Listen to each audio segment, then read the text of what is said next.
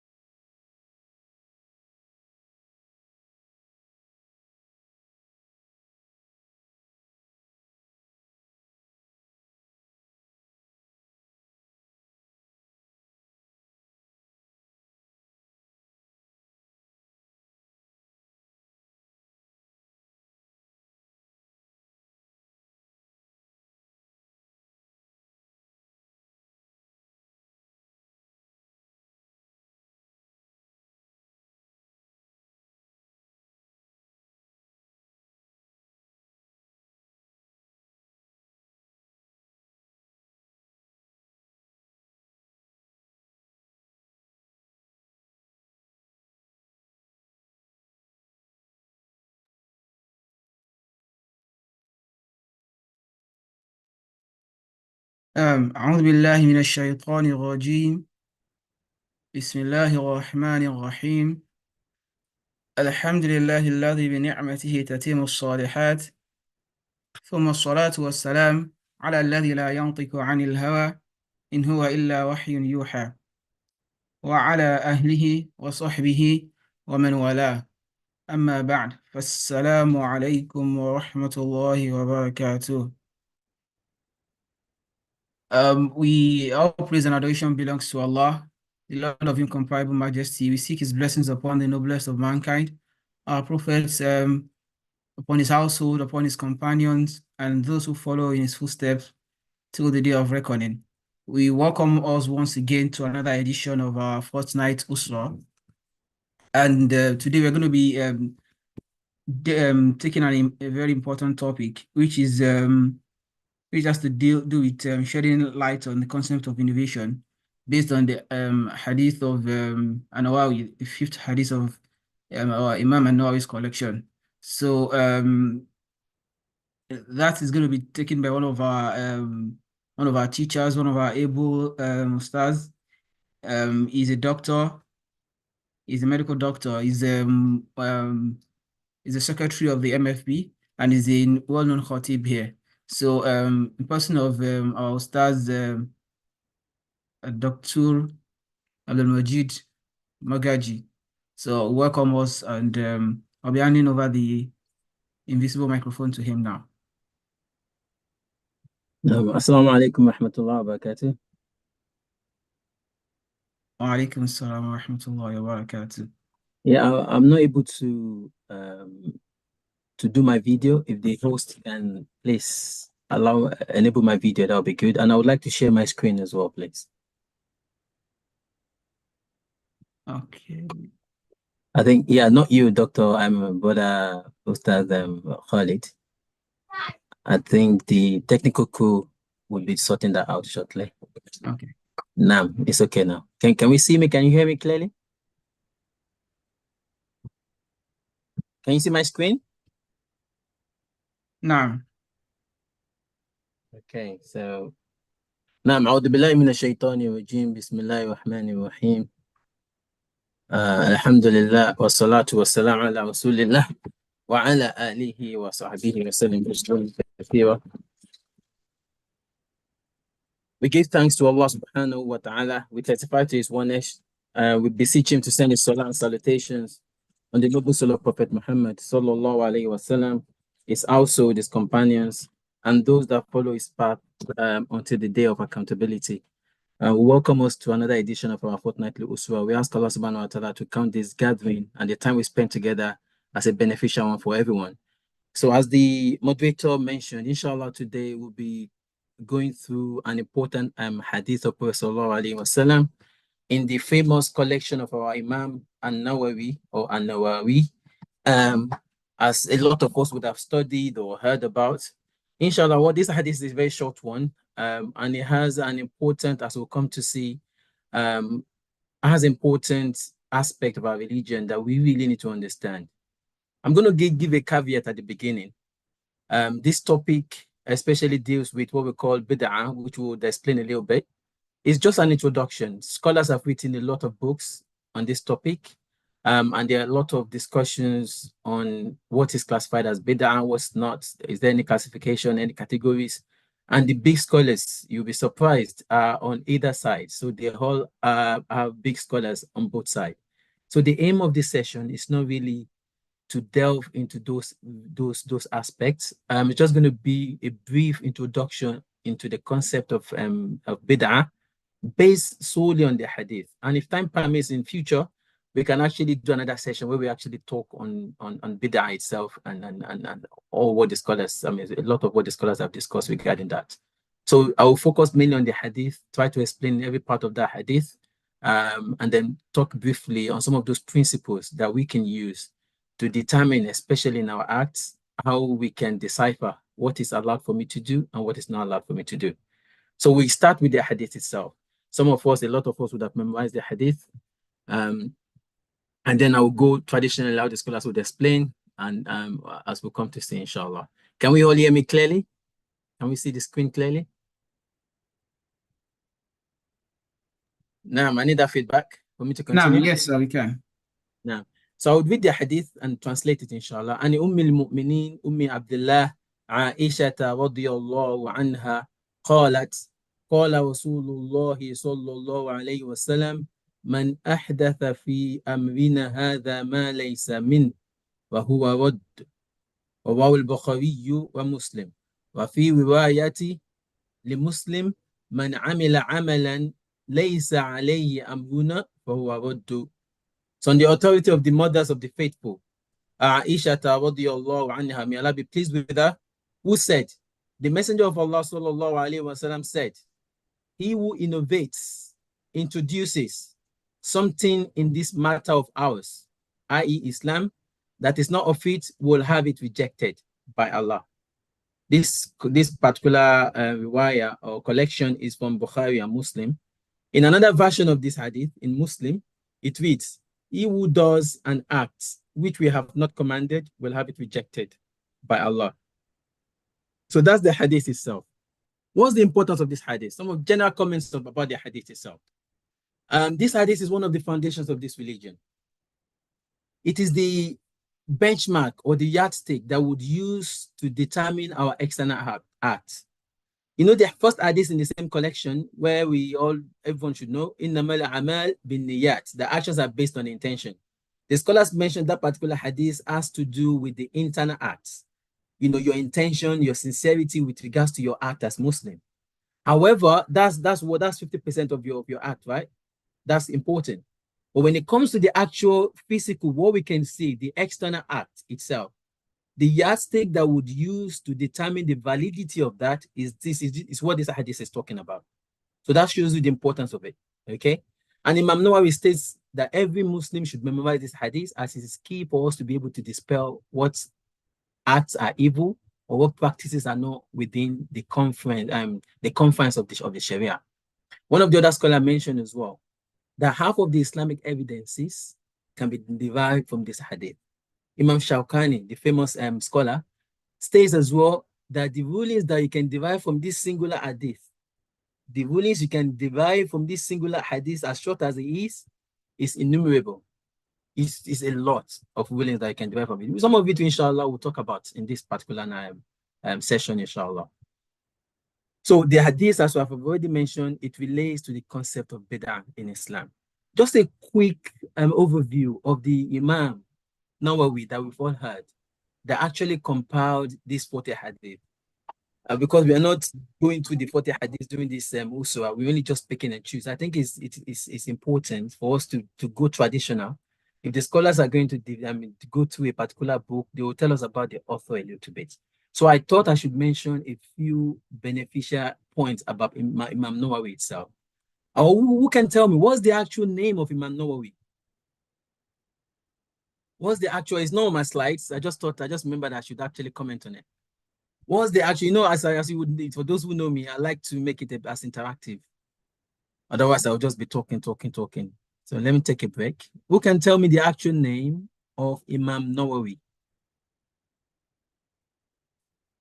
I can't see anyone. So if anyone is raising their hands, moderator, please pick them out. You're allowed to open them to just chat right on the chat box, or raise your hand or something. Or is anyone going to help? Oh, is that because it's the first question? You guys are just settling down. Should I answer that myself? Okay. The name of Imam Nawawi is Yahya ibn Sharaf. That's his name. And he has other kunyas or other laqab that they give to him. They will call him Abu Zakaria because, not because he has a son. He never got married, actually. It's just like the kunya that was given to him, Abu Zakaria. And they call him Muhiddin as well. And he's from a small town or village in Damascus. I think it's in the south of Damascus, called Noah. Hence the famous An-Nawawi, somebody who comes from Noah. So this place is in Syria, south of Damascus. That's where it comes from. He's from a young age. He's from a very average family. His family is not known to be the family of knowledge. Like, so a lot of the scholars that you would see that their parents are very knowledgeable, but his own family are not knowledgeable. But one thing that they do know about his father, that is very righteous. You know, you could be righteous, but that doesn't mean you have knowledge. He's somebody who likes to follow the religion and does that. So, and he brought up his kids, his children, in the same way as well. So they are righteous kids. Imam Nawawi himself has developed the thirst for knowledge right from a young age. It was said that he memorized the Quran at a very young age, and he started his journey on knowledge at a very young age. So it was said that he studied amongst the scholars in Noah or in Damascus in Syria. Then he moved from there. He went to do Hajj in Mecca. He stayed there for a bit. He studied there as well. Then he returned back to Noah, and that was where he passed away. Imam Nawawi, as a lot of us have read a lot. I mean, heard a lot about his writing. If you don't know anything, you know about Al-Ba'in Nawawi, the 40 collections of Hadith. If you don't know anything, you know about his Riyadu Salihin. He was the one that wrote Riyadu Salihin. If I ask you to give me a guess, at what age do you think he passed away? Somebody who's achieved, he's written loads and loads of books and comments on, he had a commentary on, I think it was Sahih Muslim or Sahih Bukhari, so many volumes as well that he has. he's written a lot of books. We know the Adkar, the book Adkar, that famous book. He was the one that wrote that book as well. At what age do you think he was when he passed away? Please, people are not talking. Can people hear me? I'm a bit concerned now. It's okay. There's no wrong answer. Just give what you think. It's okay to guess, especially in this question. Give me something in the box. Say again. Yes. Someone has answered in the chat. Okay, can you read it? I can't read. I can't see someone says 44.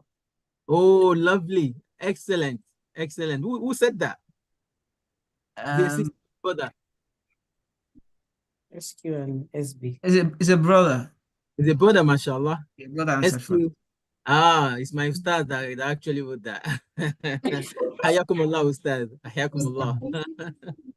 All right, 44. He died at the age of 44. Can you imagine? He never got married. Scholars have given reasons why he's not got married. One thing that is very clear is that he was busy with knowledge. It's not saying that getting married is not important, but you'll be surprised that someone like Ibn Taymiyyah, he never got married as well, because these scholars, they are very ascetic and they want to focus on Islamic knowledge, and may Allah subhanahu wa ta'ala bless them for their sacrifice. They sacrifice getting married in order for us to benefit from the loads of books that they've written. Can we mute ourselves, please, if you are not talking? In front of the microphone. Can we mute ourselves, please? A bit distracting. So it was Ibn Taymiyyah never got married as well. Imam Nawawi was one of those that never got married. They focused on knowledge and they did a lot for this religion. And we ask Allah subhanahu wa ta'ala to bless all the scholars for what they've done for this religion. If not because of war, their sacrifices, imagine we'll be struggling now, wouldn't we? They've done everything for us. All we need to do is just tap from the knowledge that they've already written for us. May Allah make us understand the importance of doing this. So that's just a brief. He died in Noah at the age of 44. May Allah be pleased with him. So he was born in the 7th century. So 700 and something, 630 something, that was when he was born. And he died within that same century as well. So, we are in the 14th century now. He died about 700 and something years ago. Now, moving on to the hadith itself.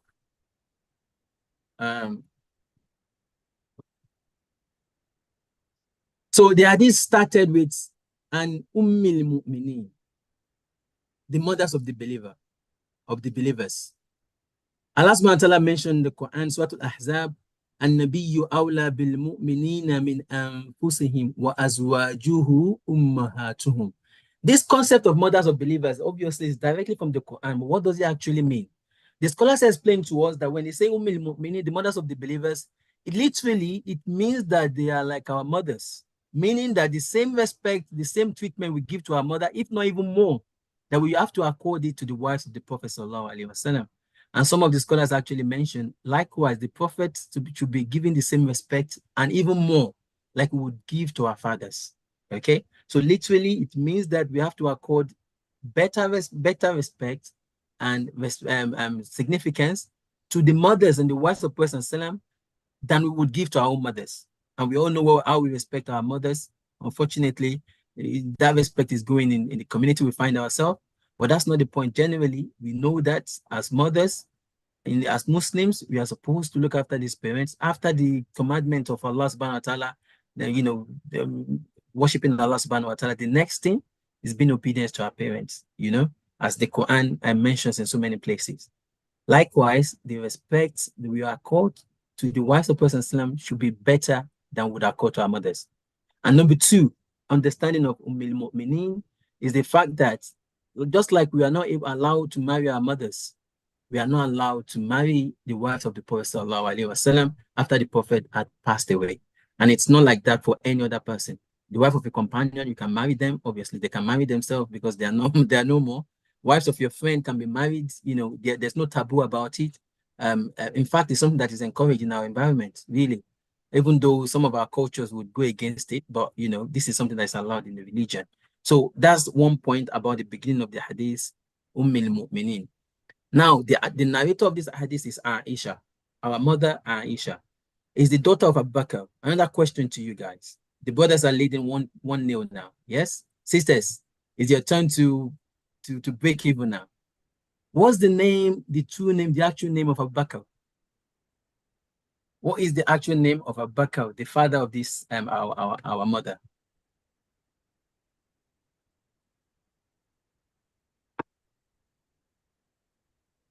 I'm waiting. Any chat, anything on the chat box? Not yet. What is the actual name of Abu Bakr?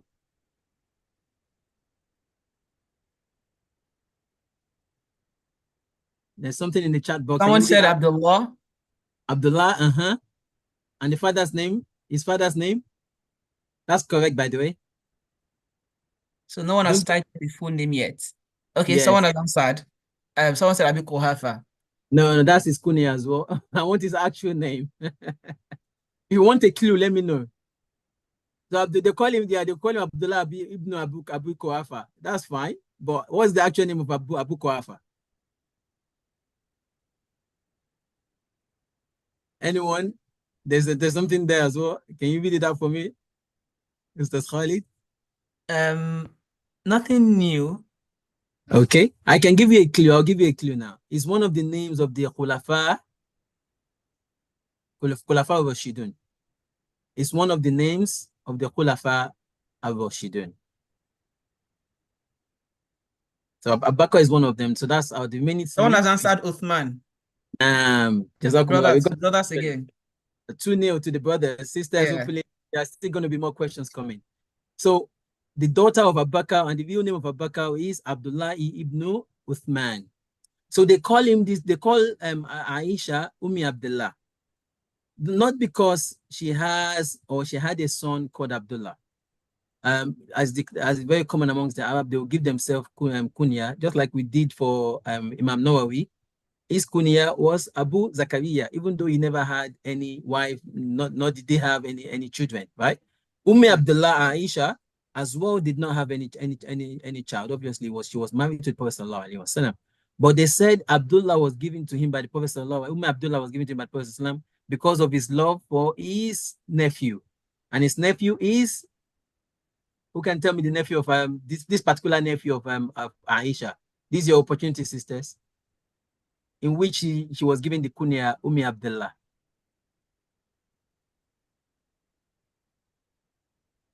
Another question. Yeah. Anyone? Someone says Abdullah. Abdullah War, yeah, I know. Yeah, Abdullah name. Eh? No one has typed the full name in yet. Okay, Yeah. someone said Ibn Abbas. La. Okay. That won't be nephew of Aisha though. That's way from the nephew of Aisha. Abdullah ibn Abbas was the cousin of Prophet sallallahu alaihi wasallam, wasn't it? Yeah, so there's no way there was no way he could have been the nephew of Aisha. So Abdullah ibn Zubayr. So Abdullah is the son of Zubayr ibn Awam, who is the husband of the sister of Aisha called Asma bint Abu Bakr. And we can go on about this too. So, and this is one of the main students of Aisha, Abdullah ibn Zubayr, and his brother called Urwa ibn Zubayr. Those two are main students of Aisha, and we derive a lot of knowledge from these two. May Allah subhanahu wa ta'ala be pleased with all of them. So this name was given to Abdullah and to Aisha, as some scholars mentioned, because of Abdullah ibn Zubayr, because of the love and how fond she was to this particular nephew of hers. So Ummi Abdullah, she was married to the Prophet at a very young age. We do know that it's at the age of 6. And the marriage, actually, she then moved in the second year of the Hijrah to the house of Prophet when she was 9, in the second year of the Hijrah. So the marriage was done in Mecca, and the consummation or the moving in was in Medina in the second year of the Hijrah. She was the beloved wife of the Prophet, the most beloved in her time, obviously. That was after Khadija passed away. And then all of the wives Islam had, Aisha was the special one amongst them. It was said as well that the Prophet Islam would not hide the fact that Aisha was most beloved to him. And these days we find that brothers are shy to say that I don't know, maybe it's some exaggerated piety. They are the most beloved to them is their wife. But Prophet Islam would not even shy away from saying this to male or female companions regardless. There is a famous story where Abdullah ibn Amr ibn al-As, Amr ibn al-As himself, when he accepted Islam, because of the character of Prophet ﷺ, that he gives attention to people. When somebody seeks his audience, he would give his full attention to you. You would feel around him so comfortable that you think you are the most beloved to him. So Abdullah ibn Amr ibn al-As felt that when he accepted Islam, that Prophet Islam loved him so much because he would give him so much attention to teach him and all that. So one day he made a mistake, I would say, to ask the Prophet sallallahu alaihi wasallam that who is the most beloved to you? Prophet Islam said, Aisha. It was Aisha. Or said, no, I'm not talking. Amongst the men, I was saying, just to show the love of the Prophet Islam to this Aisha. When he responded, he still responded using Aisha. He said, Abuha, her father. Just to go back to him there. And Aisha, he said, this Aisha, she's the most beloved to me. And he wouldn't even joke around with Aisha. We know when he was about to pass away, he would continuously be asking his wives that whose turn is it today? Whose turn? Until they understood that he wanted to be with Aisha.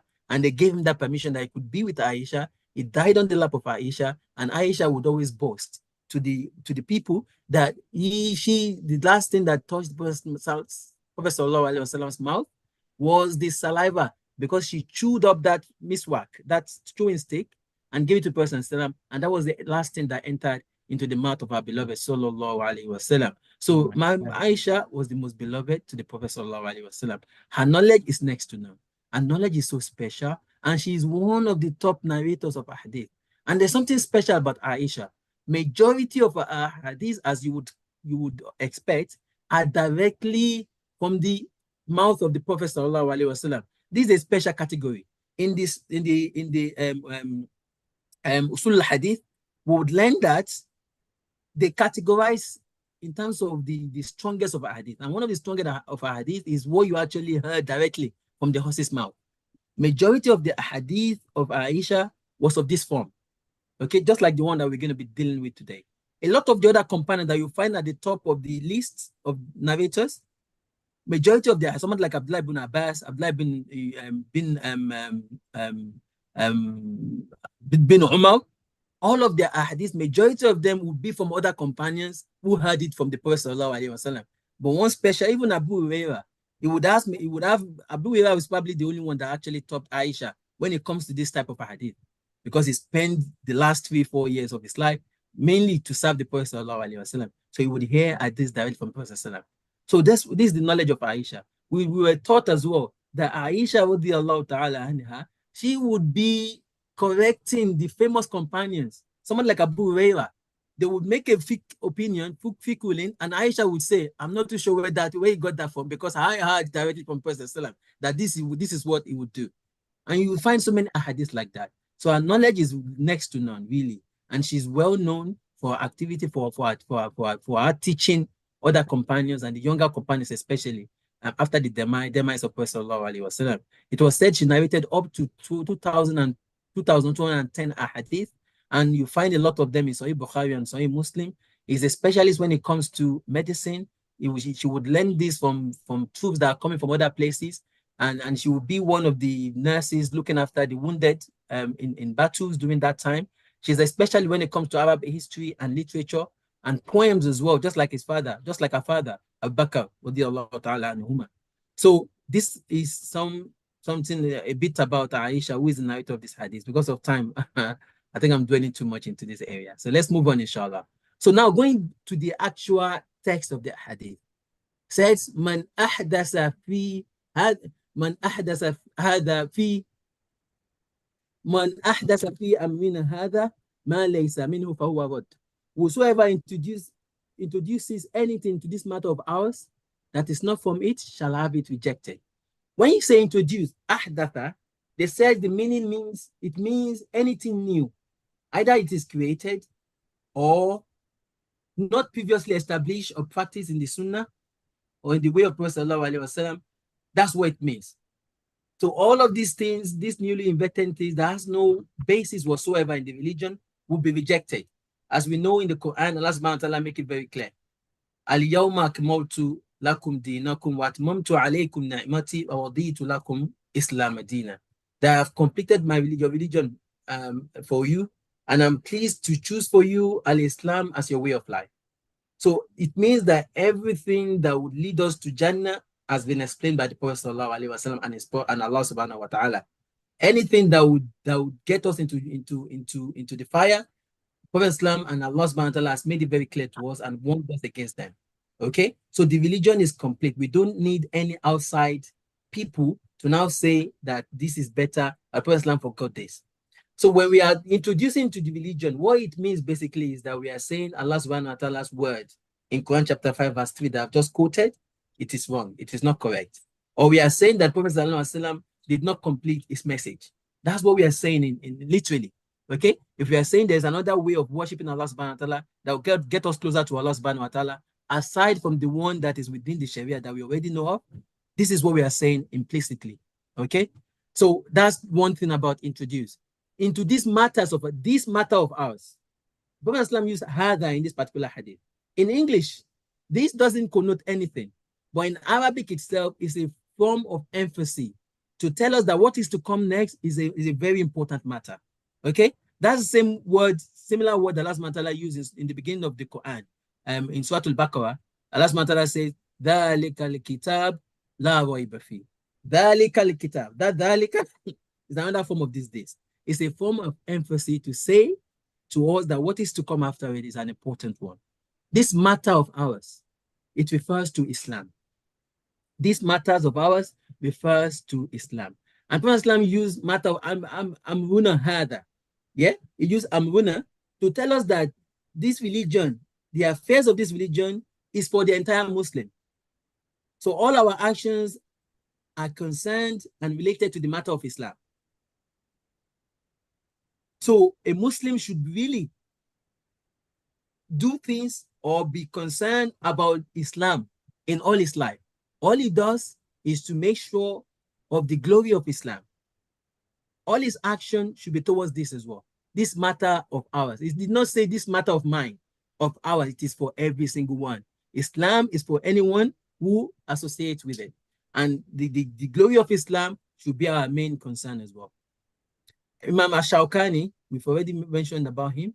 He says it refers to the way of life.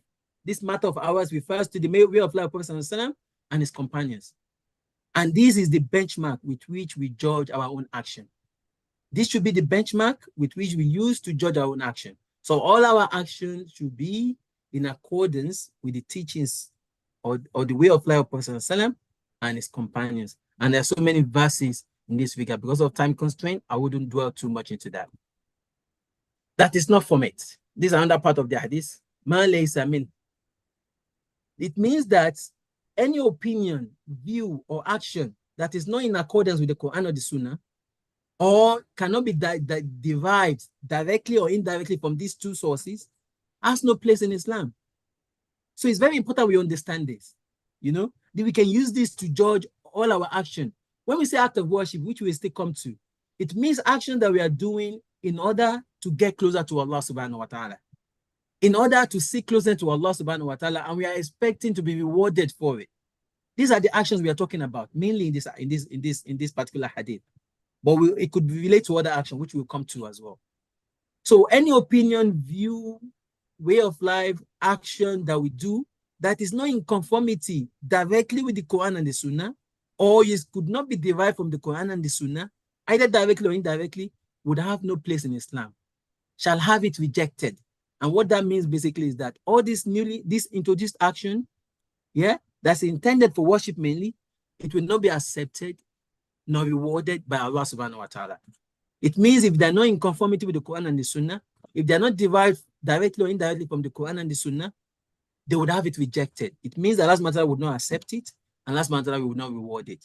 And we can use the examples that these new ways that people are using to say that they are getting closer to Allah subhanahu wa ta'ala, doing adhkar and singing with it, using the Quran in so many forms that the Prophet sallallahu alaihi wasallam has not done. You know, that you have to do when you are reading this particular part of the Quran, for you to reach a certain level, you have to do it whilst you are bending, or you have to do it whilst you are closing your eyes. Which there is no evidence whatsoever in the Quran and the Sunnah, all these acts that we do in order to get closer to Allah, that we claim to be act of worship, if it is not in conformity with the Quran and the Sunnah, it will be rejected. It is not part of Islam. It is what they call bid'ah. I've not used that word. It is an introduction into the religion. So we have to be extremely careful. If any of us give you anything that you intend to get closer to Allah by, ask them Oh, Afa, please, with all due respect, where did the Prophet ﷺ do this? What part of the Quran says this?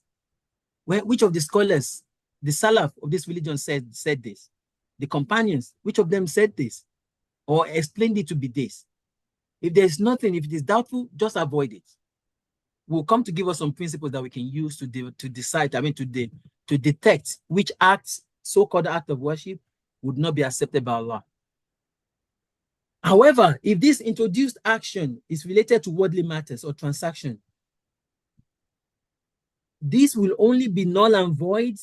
This will only be rejected if it goes against the principles of Islam. We'll come to talk about worldly actions, something that we call mu'amalat. The way we interact with ourselves, we deal with ourselves. Okay? It is not as stringent as worship. Okay? So the only situation where this kind of act will be rejected is when they actually goes against the principles of Islam. And I'll give you an example now. For example, if you are dealing in a transaction, you're having a transaction with somebody, and it has an element of riba or interest or usury in it, because Islam goes against that, even though it's not really an act of worship, is part of mu'amalat, but because it goes against the principles, a clear principle in Islam, that action would be rejected, would be null and void. Some scholars even went to the extent that action would not be classified as yours. For example, now if you bought a car with riba-based car, okay, it would not be that car would not be in Islam classified as yours, because the action itself is nullified in the first place. Subhanallah, may Allah protect us from all this. Now, moving forward. And we said in the hadith at the beginning, there are two parts of it. There is one from Riwayah Bukhari and Muslim, and the other Riwayah was from Muslim. There are other narrations of the hadith in other books as well, but they've only made it simple for us.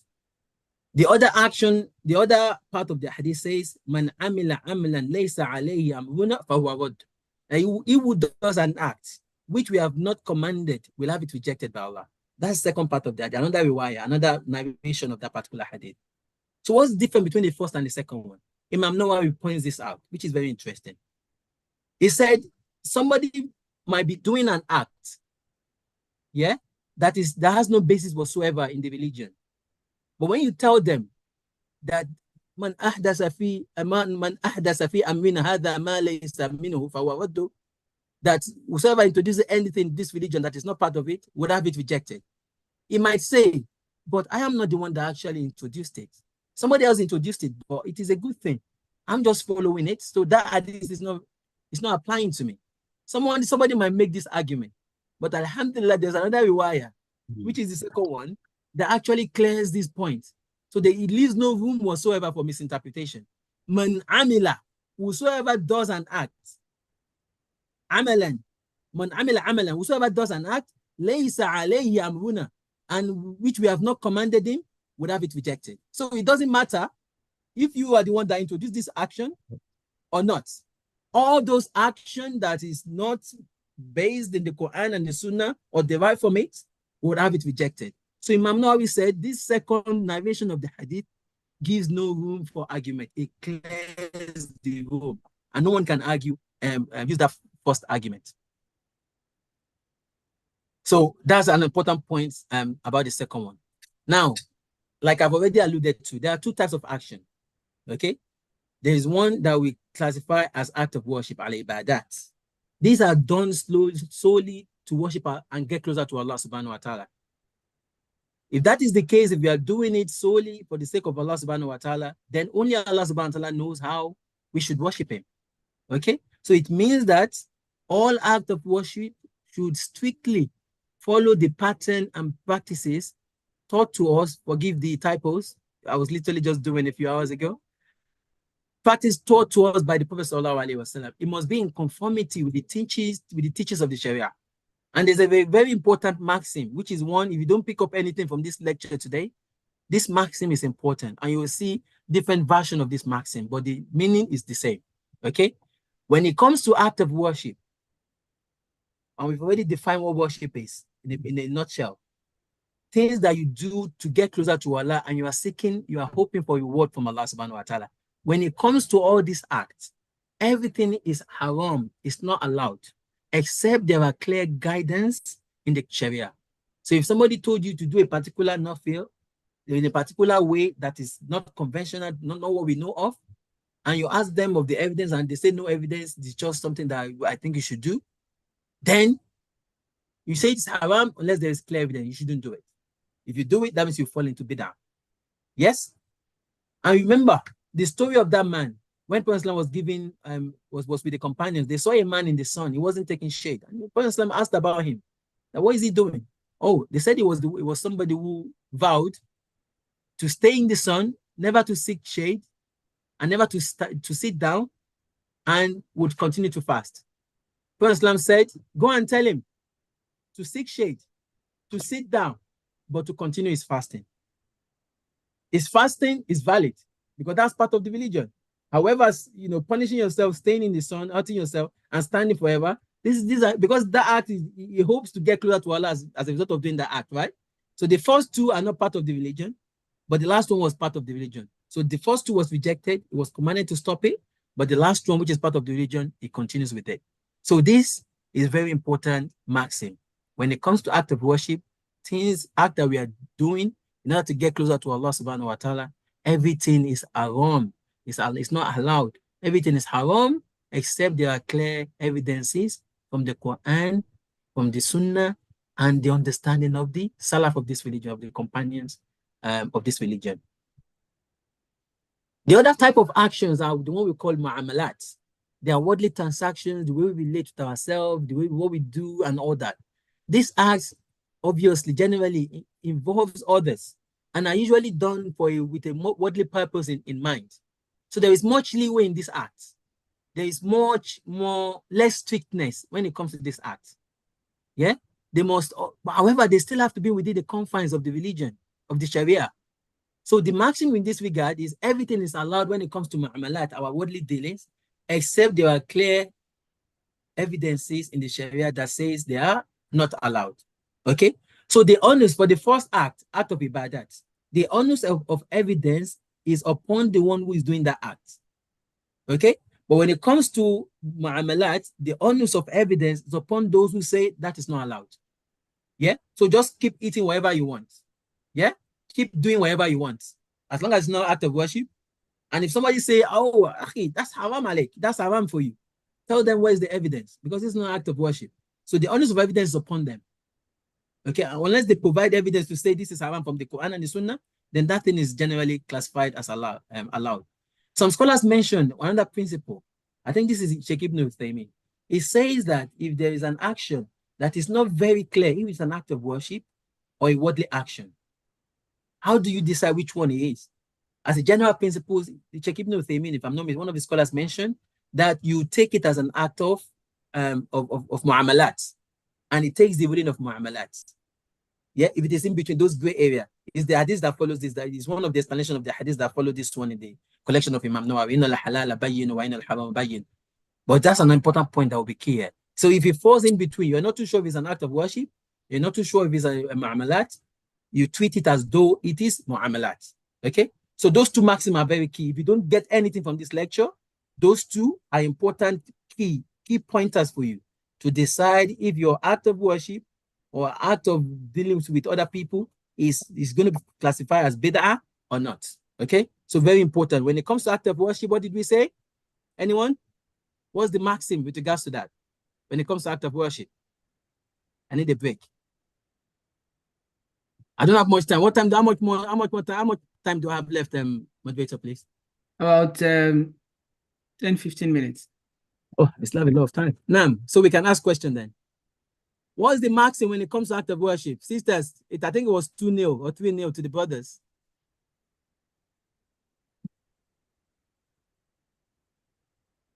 Anyone? Okay, someone has answered that everything is haram unless there is clear-cut evidence. That's a brother. There's okay. And there's another answer that everything is haram except specifically stated. In the Quran and the Sunnah, yes. Clear-cut evidence in the Quran and the Sunnah. Those are key because there are so many evidence that people use these days. So, inshallah, I think I would say D is a sister. I would allocate that person as a sister. So it's still 2-0. Now, and when it comes to act of mu'amalat, is on the screen. Let's move on. What about that one? When it comes to act of mu'amalat. So everything is halal unless there are clear evidences to the contrary, basically, yeah? And there are so many versions of this same principle. I think the idea is understood. Now, and I think we'll stop here, inshallah. Principles that will guide us when it comes to, these are specific for act of worship. And Sheikh Ibn Uthaymeen, rahimahullah, gave fantastic ways of doing this. He says that act of worship, any act that we classify as an act of worship, it must conform to the Sharia in respect to these 6 pointers. Number 1, the reason for doing it. So the intention for doing that act, or the reason for doing that particular act, must conform with the Sharia, with the Quran and the Sunnah. What examples can we give here? For example, let me use the one the Sheikh actually used.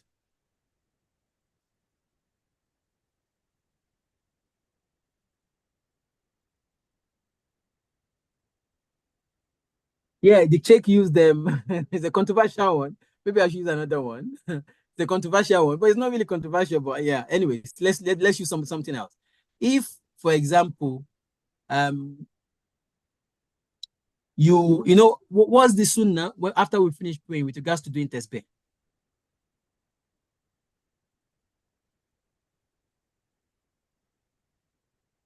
The sunnah is after you finish your obligatory prayer, you do tasbih how many times? Subhanallah, how many times? Someone answered 33. 33 times. Is there any other version of the hadith that says how many, another number? This particular example will keep coming when we come to discuss the rest of the pointers. So 33, there's evidence for that. There's another evidence with regards to this number after Salah. I'm sure we've all read the book of Sifatu Salat al-Nabi by Sheikh Al-Albani. He mentioned this in that book, I believe. There's evidence for 10-10 as well. So if you are rushing, if you think you don't have time, which I don't think anyone should really give a dire excuse, but if you think you don't have time, there's evidence that you can do 10-10 of those 3, Subhanallah, Alhamdulillah, and Allahu Akbar. Yeah? So if somebody now says that rather than me doing it after my Salah, you now took it out from that you will do it after witr instead. That's where you want to put it. You can see you've changed the reasons in that. I don't know if that's a good example. You've changed the reason because the reason why Prophet Islam said we should do it, maybe it's not a good example actually.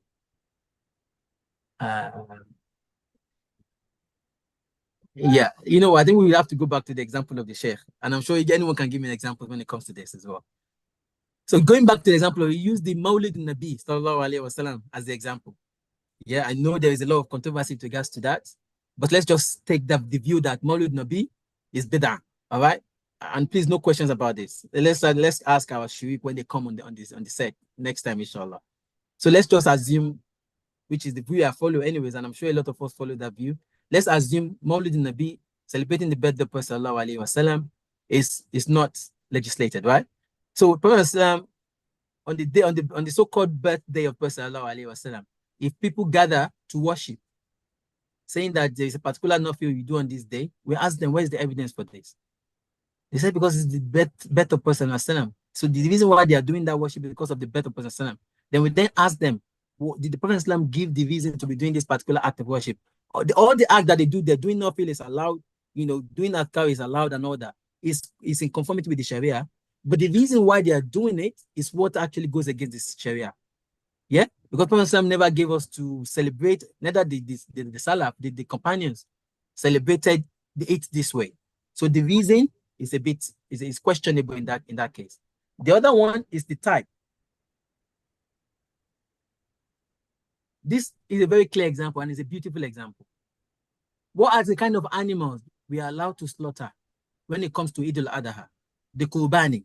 What are the kind of animals that we are allowed to slaughter for this? You know, Eid al-Adha, the big Eid. Oh yeah, please, people should what are the kind of animals? You can talk, you know. Okay, maybe I'll give us option. Chicken? Yes or no? Are we allowed to slaughter chicken for Eid al-Adha? No. Alligator? No. Goat, Yes. camel, Yes.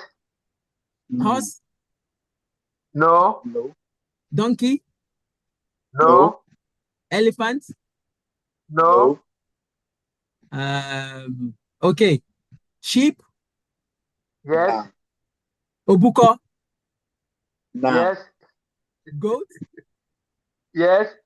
cow, Yes. abo obuko. Yes. Alhamdulillah.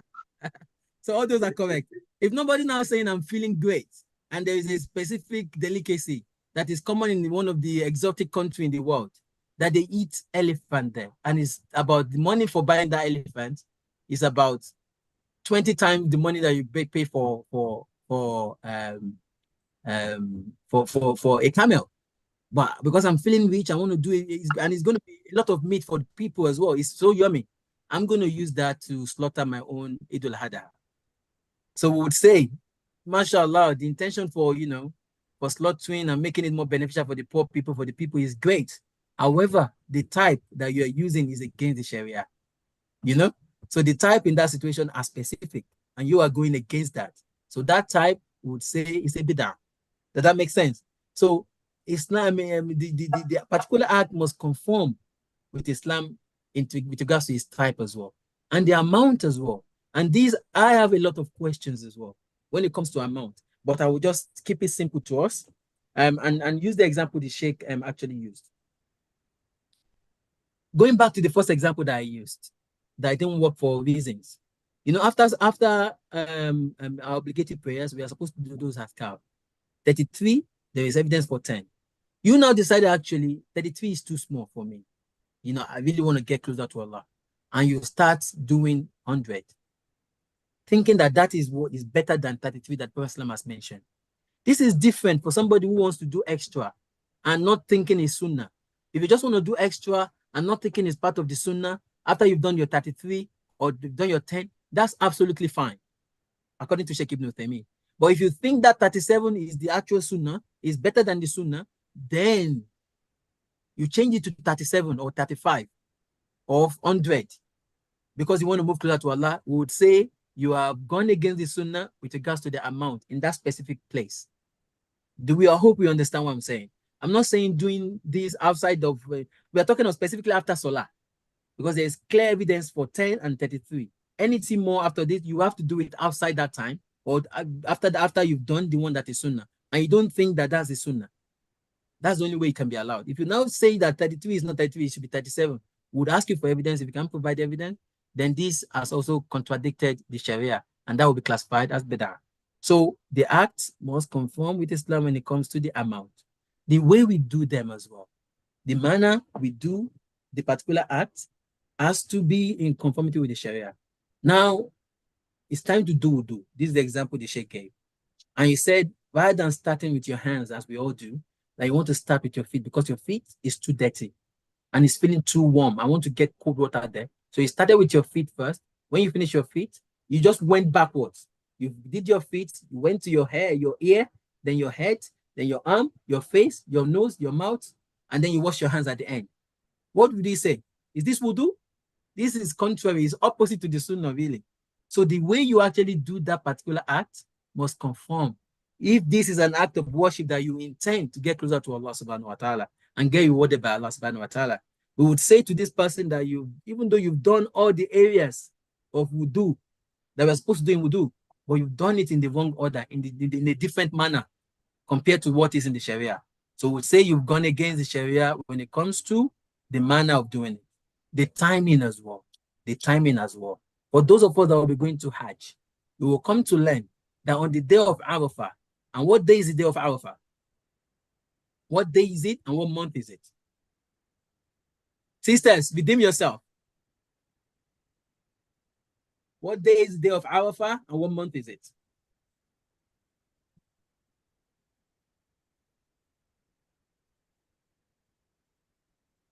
Sisters, you can type in the box or unmute yourself. Okay, someone has answered. I'm going to ignore the brother. A sister said Dhul Hijjah.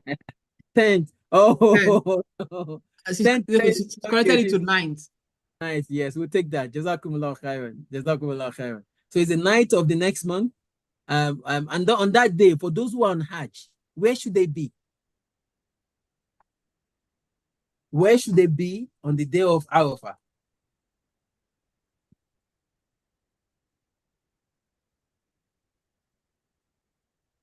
Okay, as we are assuming is a sister, said Arafah.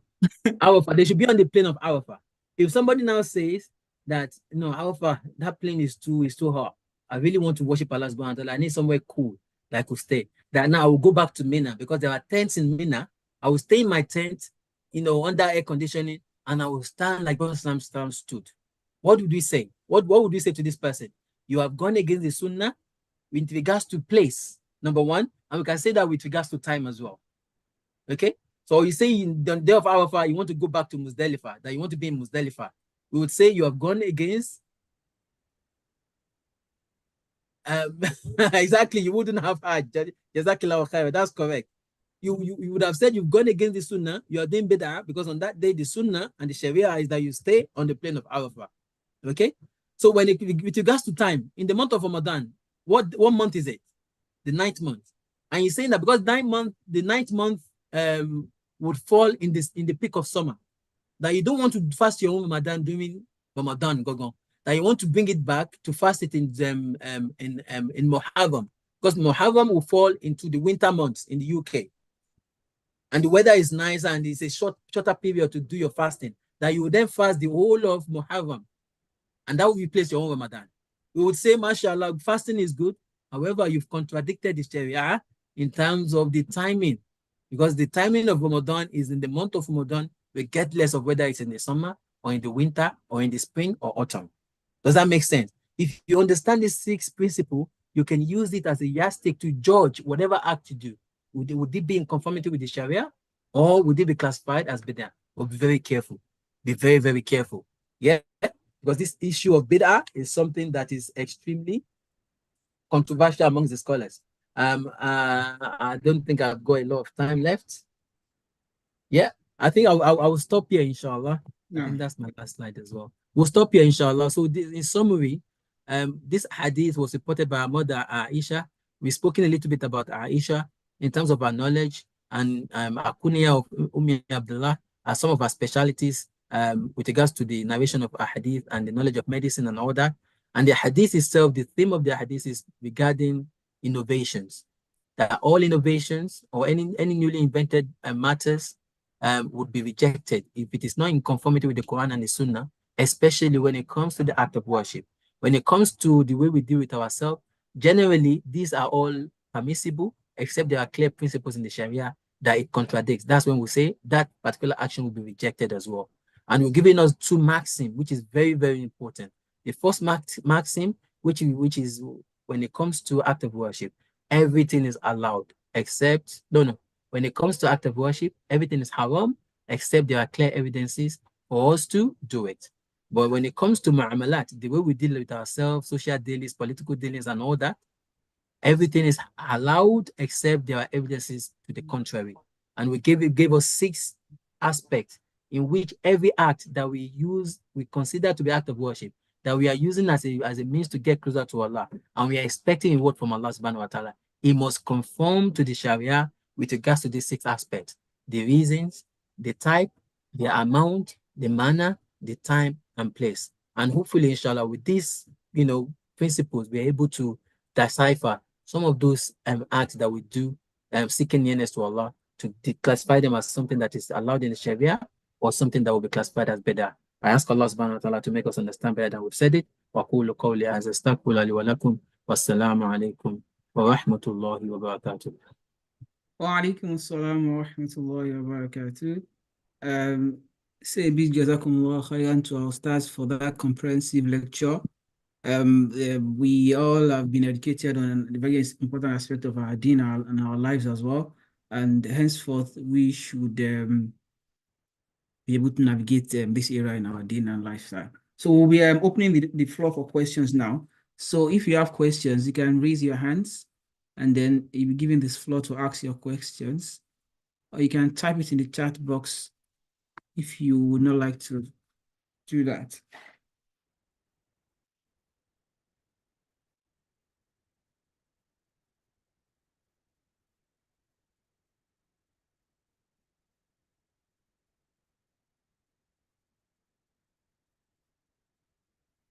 Your questions?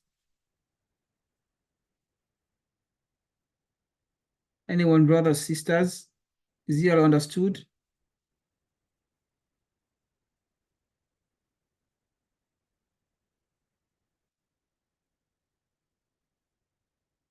Okay, so we've got one question. Okay. Any other question? Okay.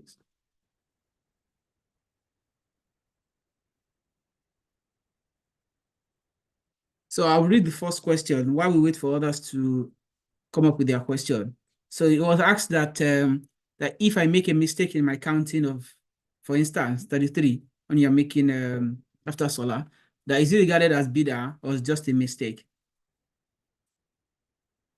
Oh, say that again. Sorry, I got distracted. So if I make a mistake while counting, for instance, instead of counting 33, I counted 35 by mistake. No. So is Would it that be regarded as bid'ah or just a mistake? No, that would be classified as mistake. Inna Allah tajawaza li an ummati al khata wa nisyan wa mastukwi ulay. The Prophet ﷺ said in this hadith that Allah subhanahu wa ta'ala has forgiven my ummah for what they made by mistake, by forgetfulness, or what they are compelled to do under duress or by force. Those three are, alhamdulillah, excused in the religion. So if you made a mistake, you didn't do that intentionally, this will not count against it. This will not be bid'ah. Wallahu ta'ala a'lam. So we have another question. So someone's asked that that under the heading of muamalat that you mentioned, like can we say telling some lies at work, is it allowed in order to get some things achieved? That looking at the situation one finds themselves or the environment. Wallahi, the issue of Muslims is a bit different. I know it's very common in our environment. That doesn't make it permissible, especially when it comes to lie. You know what Prophet ﷺ said in one of the hadiths, sallallahu alaihi wasallam? He said, a Muslim can be a coward. Yeah, he can be a coward. A Muslim can be miserly. But one thing a Muslim would not do is to be a liar. Subhanallah. So this is very important in our religion. Allah subhanahu wa ta'ala says in Surah Al-Saf, يا أيها الذين آمنوا لما تقولون ما لا تفعلون كبر مقتا عند الله أن تقولوا ما لا تفعلون. That all you believe لما تقولون ما لا تفعلون. Why would you say things that you've not done? And to Allah subhanahu wa ta'ala, big, great in the sight of Allah subhanahu wa ta'ala to say that which you've not done. So lying because you want to get something at work, it doesn't justify it. It needs to be avoided in all ramifications. Even the jokes that we make and the sincere one that we tell our children, tell them I'm not at home, or the one that we say spontaneously because it's something that we do regularly.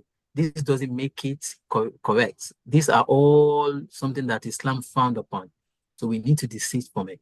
And inshallah, if you are truthful and you try to be diligent, that thing that you think you cannot get except by lying, you will get and you get it and you get more than that. This is it's been tested and proven, inshallah. So it does not justify that lying. Lying is only it's only allowed in three situations. Yeah, in three situations, according to Hadith of Prophet. Number one, when you're trying to, and that you need to be very careful as well. When you're trying to what's the word? Reconcile between two Muslims. When with regards to the husband and wife, yeah, you are telling your wife that the clothing she's wearing is the most beautiful cloth ever, even though it is not that beautiful. But you think you're the most beloved to me, even though you love somebody more than her. All this will be acceptable. And the third one, when it comes to warfare, those are the three situations where lying will be allowed. Anything outside these, and even with these two, you have to be very careful as well. Yeah. Anything outside this would not be permissible regardless. And I ask Allah subhanahu wa ta'ala to make it difficult. Wallahu ta'ala. Jazakumullah khairan for that beautiful answer. Do you have any other questions, please? For comments, we have our satis.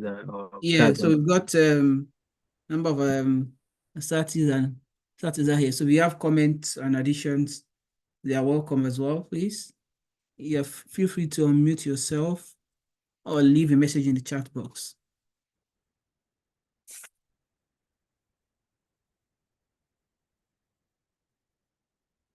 Otherwise, I've got questions for us. I think the score is 2-0. So No, 2-1. I think sisters eventually. Yeah, they did. No. Is that 2-1 or cancel out the one brother's answered as well? Oh, okay. No, but the questions it was directed to the sisters. Okay. So that was a foul from the brothers. Yeah, you're in charge. You're in charge. So while we're waiting for comments, who can remind us what Imam Nawawi's kunya was? Is one of his kunya.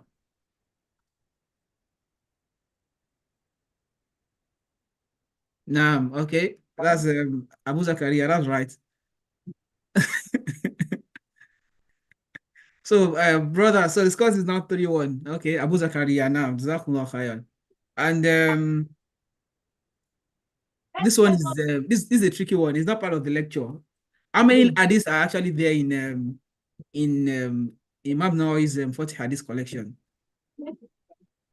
Oh God, our brothers are okay. Now Jazakumullah khair. The brothers again. So there are 42 hadiths actually. Even though it's called Al-Ba'in al-Nawawi 40 hadiths, but it's just approximately 40, but there are actually 42 there. So sisters, I can see you are really trying to catch up. So who can let us know what's his Imam Nawawi's full name?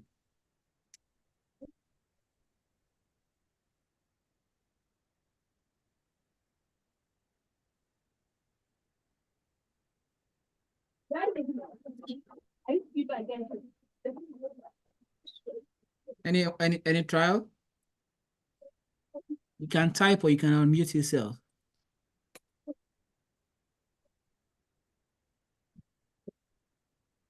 There's a question about janaza on somebody who committed suicide. Yeah? Which we could Okay, answer. now.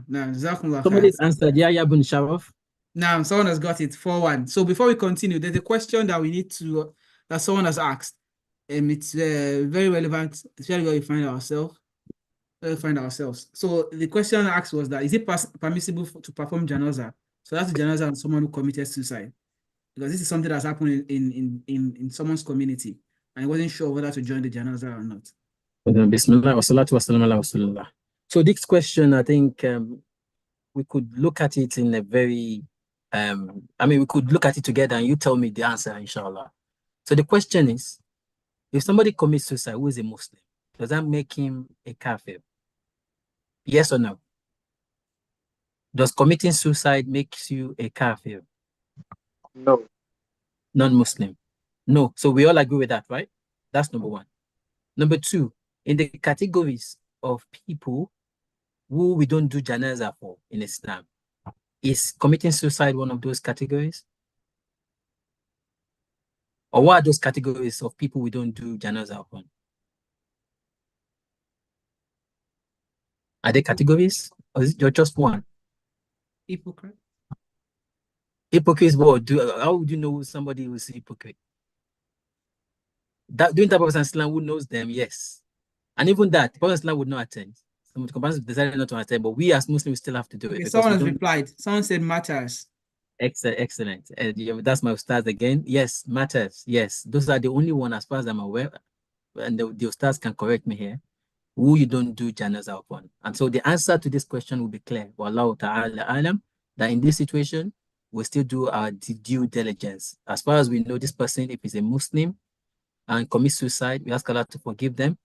But that doesn't stop us from doing our divides of Muslim when they come to their death. Wallahu ta'ala alam. Now, when we say matters as well, we need to clarify that. Okay, there are three categories of matters, as our Sheikh taught us.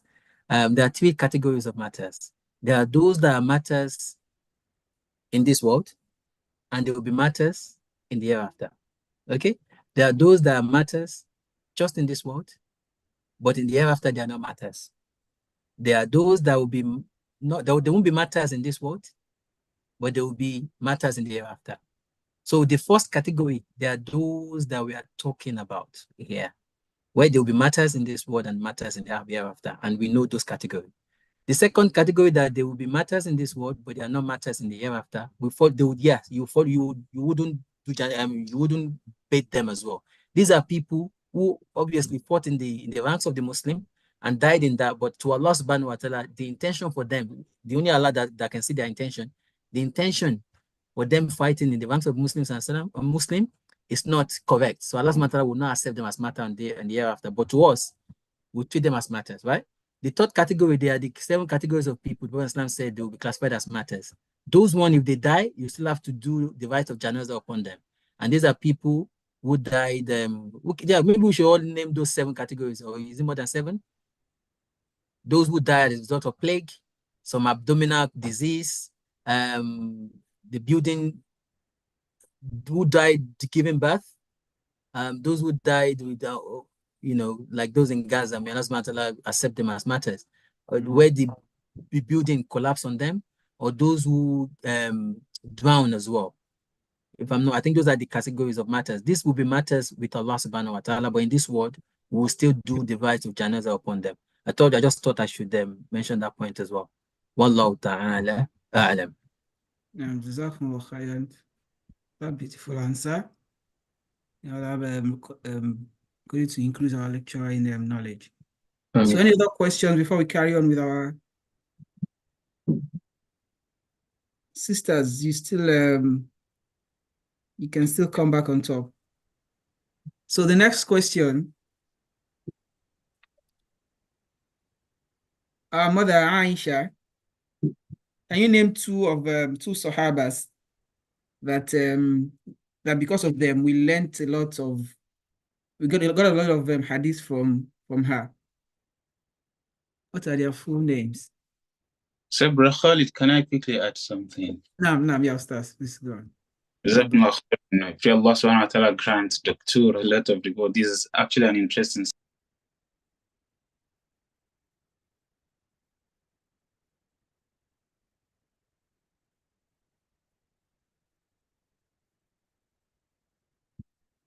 So I think you're muted now. We can't hear you anymore, Ustaz. Sorry. Oh, can you hear me now? No. Yeah, Jazakumullah khairan. I said it's just as mentioned by Doctor. The only thing I want to add is that this same question came to me of recent, I think 2 days ago. The only thing scholars have said around that as well, in addition, is who are the type of people, the category of people that perform janazah on this type of people. So someone who is such a criminal, it is not encouraged because of the status, just to serve as a lesson to many other Muslims. There are very few people, or people who are not serious, should be the one that do janazah on the type of people. We should not have a great sheikh or great Dr. Abnajid Adams to lead the janazah of that such person and stuff like that. Another thing we see in the life of Rasulullah is that the Rasulullah always avoid the janazah of people who are in debtors, people who owe people debt. The Rasulullah will always ask, is this person owing debt? If they say yes, the Rasulullah is not going to go to the janazah. So just to serve as a warning for us as well, we love credit card and all of this with ease. Some people have money to do what they want to do easily, but they still prefer to go for credit, and we don't know when we are going to die. So all these are things we should actually be wary of. So these are the people, they don't encourage good Muslims to go and pray for them, even though we have to. So just for us to know that this is not a simple matter. Jazakumullah khairan. Thank you so much. Jazakumullah khairan to our noble start for that beautiful contribution. Do you have anyone who would also like to make comments or additions to the lecture in general?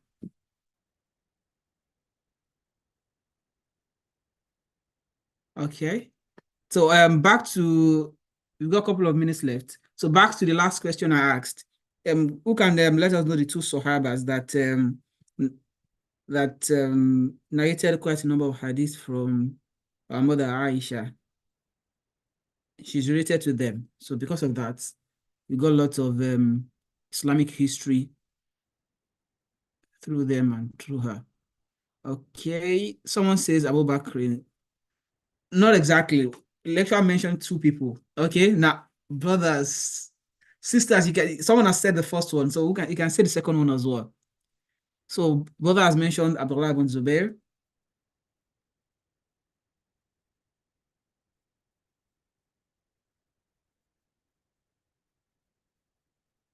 And who's the second one? Okay. Seems no one is gonna. So the second one is Urwa bin Zubair, who is Abdullah's younger brother, and it's because of Abdullah that Prophet Sallam gave Aisha, our mother Aisha, the kunya Abdullah. So another question before we go on. So there are two types of actions that our lecturer mentioned, and he gave us a maxim about them. So what are the two types of actions that we as Muslims we perform?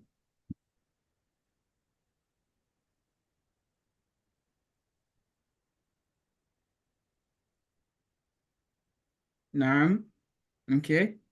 Someone has mentioned one, al-mu'amalat. Naam. Sisters. Okay, sisters have this one because they answered it in full. Ibadah and mu'amalat. Naam. Naam. So ibadah and mu'amalat, and so that's 4-2. So and then the lecturer mentioned the maxim that's which one of the variants is that al-aslu fil ibadah al-mana, that the foundation in the acts of worship are what they are prohibited unless we've got an evidence from the Sharia that supports it. And then al-aslu fil mu'amalat al-ibaha, that's the foundation in the acts of worldly affairs, which is mu'amalat, is that they are permissible unless there's it goes against a specific act of Sharia. So we mentioned one maxim. So the other maxim our lecturer gave us, who can remind us? And that is in relation to Sheikh Ibn Taymiyyah's words, that if you are not sure whether an action falls under worship or mu'amalat, so what do you do?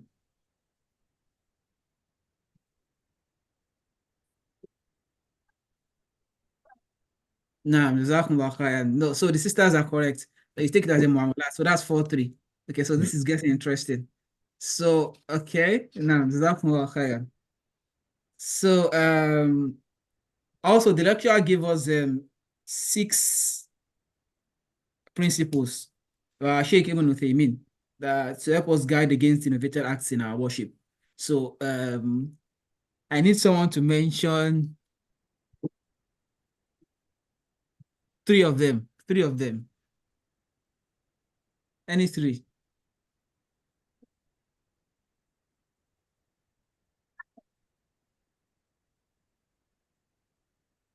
Brothers.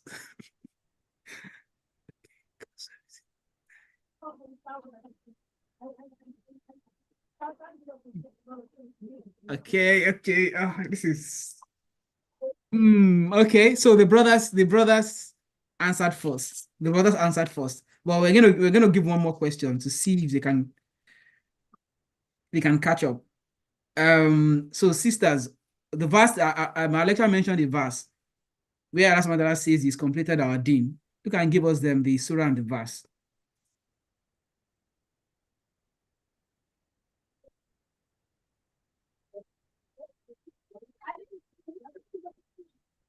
Good. Sister got it, alhamdulillah. So so it's 5-4. Okay, so let's find one more question and then we can call it's it 5-3. I mean, verse 5-4 now. I'm talking about the verse. Quran chapter 5, verse 3. Yeah, the sister answered it. 5, yeah. Yeah, so it's 5-4 now.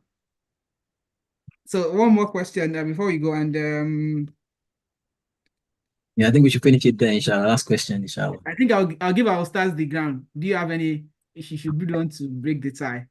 Do you have any questions you'd like to ask them? What's the name of Abu Bakr? The full name of Abu Bakr. No kunyas in there.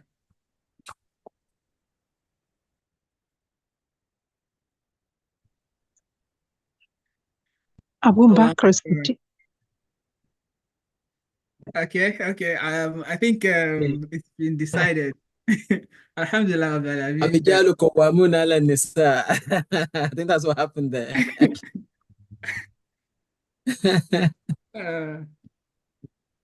Well, the sisters tried their best. Aisha, I like that one. They went from like 4-1 or 3-1 till like 5-4. So it's really impressive now. Barakallah. Jazakumullah khairan to our stars for that comprehensive lecture, and whenever we want to do any action now, we've got a scale for us to put it on to know whether it falls under bid'ah or not. And we thank each and every one of us for attending. may Allah subhanahu wa ta'ala reward our efforts, and may He make it more understood that it was delivered. Jazakumullah khairan. Inshallah, we'll be meeting in 2 weeks' time for another exciting episode of our Fortnight Usrah. Jazakumullah khairan. So we'll gently recite Surah Al-Asr now to end the session. Bismillahirrahmanirrahim. Wal-Asr.